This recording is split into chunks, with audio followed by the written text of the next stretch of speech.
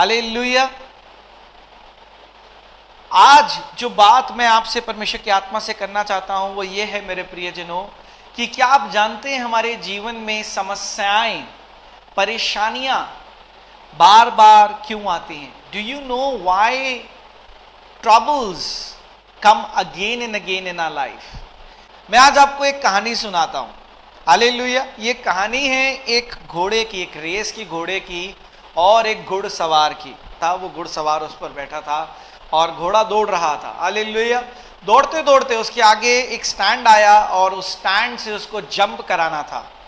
घुड़सवार ने घोड़े को लगाम खींचते हुए इंस्ट्रक्शन दिया और उस घोड़े ने जंप किया।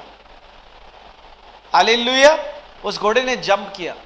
फिर वो थोड़ा समय आगे गया, फिर दोबारा उस घोड़े के आगे एक और स्टैंड आया और दोबारा उस घुड़सवार ने उस घोड़े को फिर इंस्ट्रक्शन दिया और उस घोड़े ने फिर जंप किया। और ऐसे ही कुछ 3-4 दफा ये घुड़सवार उस घोड़े को इंस्ट्रक्शन देता रहा और वो घोड़ा उस स्टैंड से जंप करता रहा। हालेलुया। पर कुछ समय बाद इस घुड़सवार को इसमें कोई दिलचस्पी नहीं लगी और वो उसकी आंख घोड़े पर बैठे बैठे लग गई। अब घोड़ा चल रहा है मेरे प्रियजनों और घुड़सवार सो गया। अगर आप ये इमेज देख रहे हैं, इस घोड़े को कौन चला रहा है? Rider is riding his horse. Hallelujah. अब जब वो घोड़े को इंस्ट्रक्शन दे रहा है, घोड़ा उछल रहा है, पर एक समय बाद घुड़सवार सो गया और दोबारा उसके आगे स्टैंड आया, तो अब घोड़ा क्या करेगा?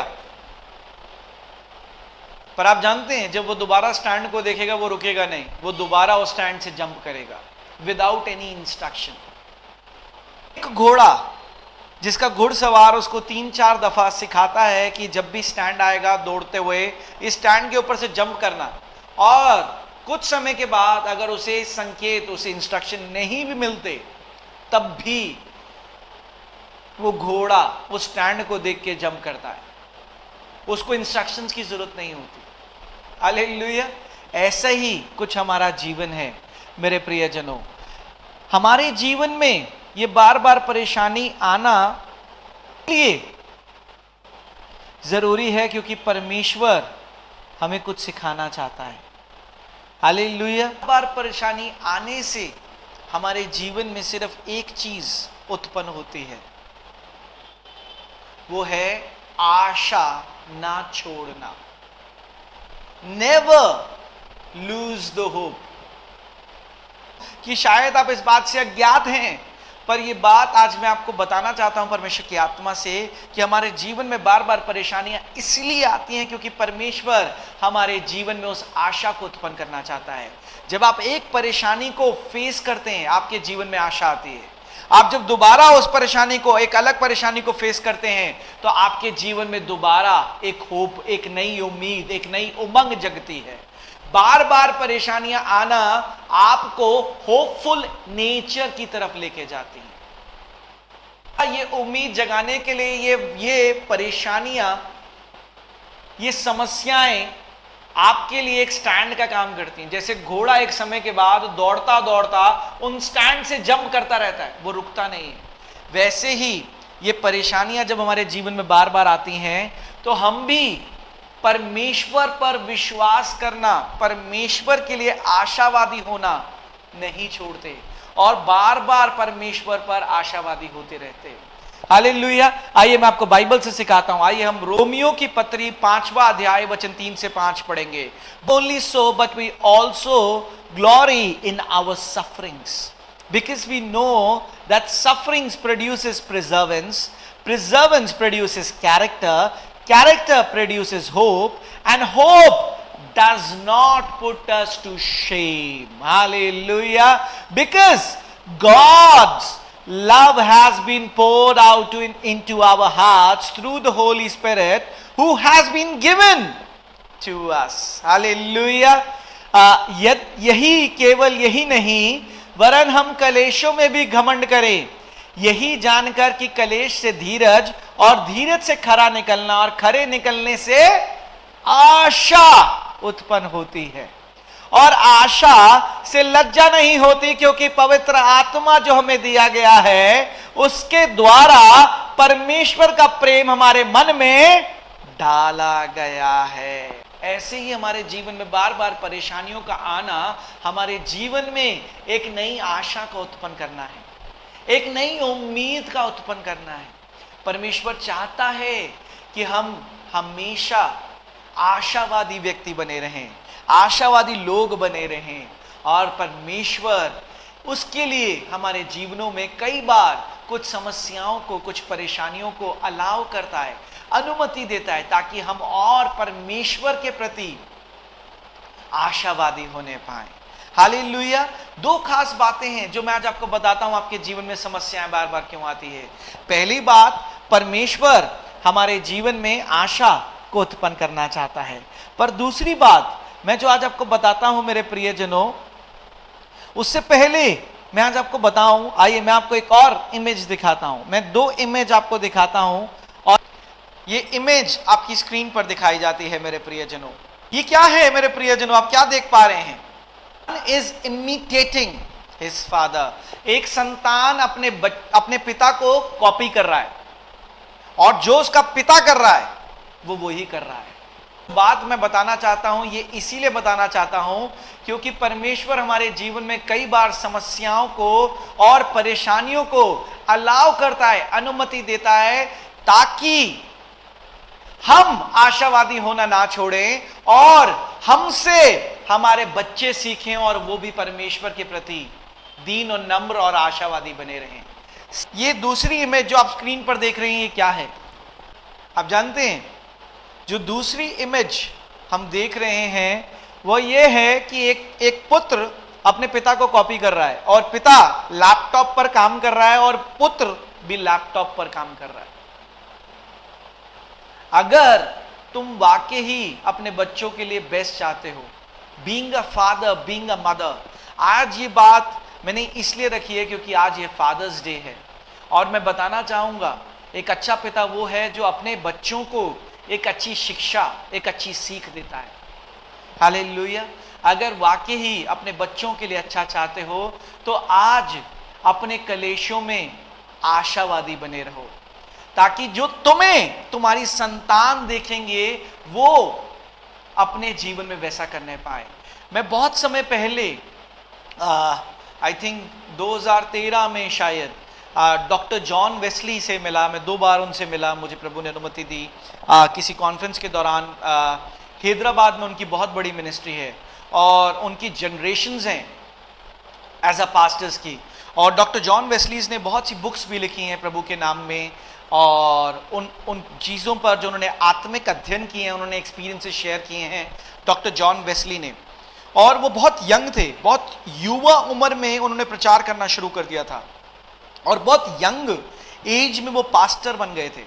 और उस कॉन्फ्रेंस में वो बता रहे थे, आप जानते हैं हमारा 3rd या 4th generation as a pastor, हमारे घर में सब पास्टर्स हैं। हालेलुया। पर उन्होंने एक चीज़ मुझे उस समय एक कॉन्फ्रेंस में सबको सिखाई, पर जिसको मैंने जिस चीज़ को पिक किया, उन्होंने कहा मैंने जो चीज़ अपने पिता से सीखी वो ये थी कि हमारे घर में जब भी हालात खराब होते थे, परेशानियां होती थी, मेरे पिता और हमारे माता कुड़कुड़ाते नहीं थे, वो आंसू बहा बहा कर प्रार्थनाएं करते थे। और हमने वही चीज उनसे सीखी। हम जब भी परेशानियों में होते थे, हमारे पिता कहते थे घबराना ना मत बच्चा है, परमेश्वर आज भी जीवित है और वो हमें सुनता है। जो आज इमेज तुम देख रहे हो, जो आज तुम कर रहे हो, वही तुम्हारी संतान करेगी। अगर आज तुम परमेश्वर के प्रति वफादार हो मेरे प्रियजनों, तो तुम्हारी संतान भी परमेश्वर के प्रति वफादार बनेगी। अगर तुम परमेश्वर को ठट्टों में उड़ा रहे हो, अगर तुम परमेश्वर को हल्के में ले रहे हो, तो तुम्हारी संतान से एक्सपेक्ट मत करो। बहुत से पेरेंट्स एक्सपेक्ट करते हैं कि हमारी संतान परमेश्वर के राज्य के खोजी बनने पाए। अगर आप वाकई चाहते हो कि आपकी संतान परमेश्वर के राज्य का खोजी बनने पाए, तो सबसे पहले आप परमेश्वर के राज्य के खोजी बनो, क्योंकि संतान अपने माता पिता को देखकर कॉपी करती है। अगर उसका पिता एक अच्छा शिक्षा उसको देता है तो वो शिक्षा उसके जीवन भर काम आती है। अगर उसे एक अच्छी सीख देता है तो उसे वो सीख जीवन भर काम आती है। ये मेरा एक स्पेशल मैसेज है on Father's Days to all parents. आपको लगता है हम कुड़कुड़ा रहे हैं, हम क्या कर रहे हैं, कुछ फर्क नहीं पड़ता। आपको नहीं पता आप एक जनरेशनल कर्स को उत्पन्न कर रहे हैं जो आपके बच्चों में जा रहा है। अगर आप घर में झगड़ रहे हैं छोटी छोटी बातों पर और अपनी समस्याओं पर, तो आपके बच्चे भी बड़े होकर वही करेंगे। अगर आप अपनी वाइफ का डिसरिस्पेक्ट कर रहे हैं तो आपके बच्चे, आपका बेटा भी अपनी वाइफ को डिसरिस्पेक्ट करेगा। बहुत जरूरी है आप सही एग्जाम्पल को सेट करें। आज इस फादर्स डे में परमेश्वर हमारे जीवन में आशा को उत्पन्न करना चाहता है। समस्याएं, कलेश, झगड़े, हालेलुया, परमेश्वर इसलिए लेकर आता है ताकि हम आशावादी बने रहें और परमेश्वर पर होप करना कभी ना छोड़ें। पर बहुत से प्रियजन, मैं माफी चाहूंगा इस बात को कह रहा हूं, कि जो इसको उल्टी रीति से एक डिफरेंट डायरेक्शन में, एक ऑपोजिट वे में कर रहे हैं। झगड़ों में एक डिफरेंट साइलोज में होते हैं, आइसोलेशंस में चले जाते हैं। उनको लगता है कि मुझसे कोई बात ना करे।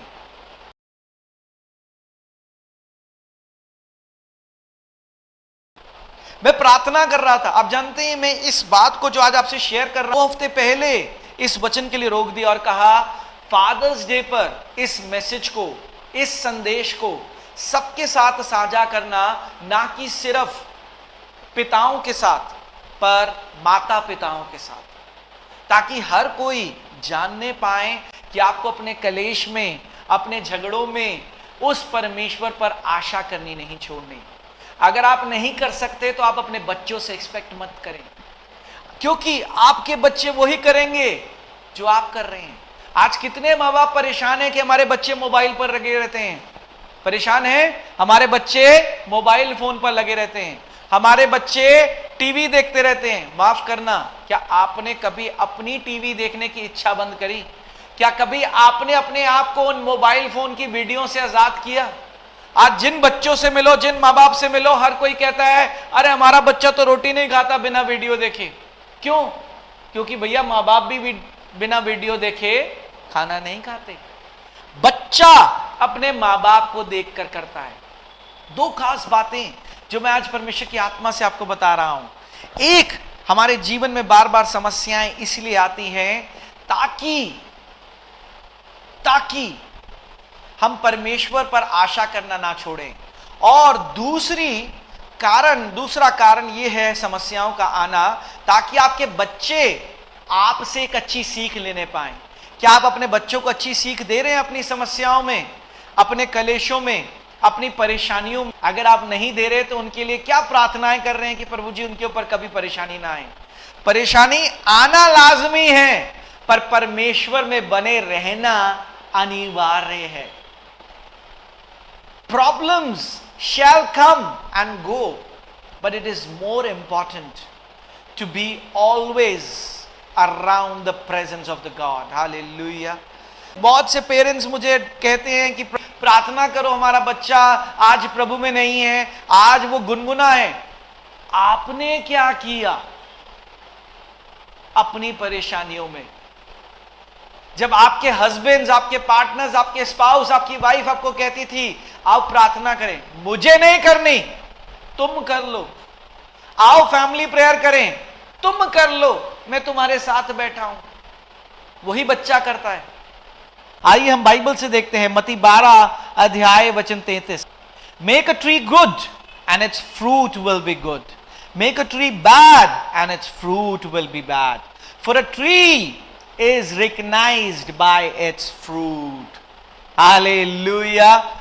यदि पेड़ को अच्छा कहो तो उसके फल को भी अच्छा कहो, या पेड़ को निकम्मा कहो तो उसके फल को भी निकम्मा कहो, क्योंकि पेड़ फल ही से पहचाना जाता है। का फल यहोवा की ओर से होता है। आपकी संतान एक फल है।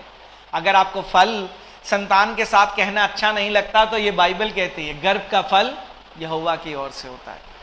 बहुत से लोग कहते हैं हम चाहते हैं हमारा बच्चा वर्शिप लीडर बने, हम चाहते हैं हमारा बच्चा एक अच्छा प्रचारक बने, हम चाहते हैं वो एक अच्छा प्रभु का दास बने, पर आपके चाहने से ज्यादा आपको उसके लिए इमिटेट करना जरूरी है, उसके जीवन में वो चीज को डेमोन्स्ट्रेट करना जरूरी है कि आप जो चाहते हैं पहले वो अपने जीवन में डेमोन्स्ट्रेट करें, तब वो कॉपी करेगा। बच्चा अपने माँ बाप को देखकर कॉपी करता है।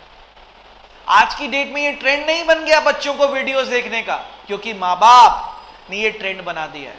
वो खेलना मांगते हैं, माँ बाप कहते हैं बच्चे टाइम नहीं है, मेरे को बहुत काम करना है। माँ बाप फोन लैपटॉप्स पे लगे हैं, बच्चा वही कर रहा है जो उसके माँ बाप कर रहे हैं। एक अच्छा पेड़ बनिए आज फादर्स डे पर, और परमेश्वर के साथ ये वाचा बांधिए कि परमेश्वर अब से मैं एक अच्छा पेड़ बनूंगा ताकि मैं हमेशा आपके प्रति आशावादी बना। एक अच्छा पेड़ बनिए, क्योंकि पेड़ एक फल से पहचाना जाता है। दफा फिर fellowship in long mission church के माध्यम से सभी पिताओं को विश करना चाहता हूं, संबोधित करना चाहता हूं, हैप्पी फादर्स डे।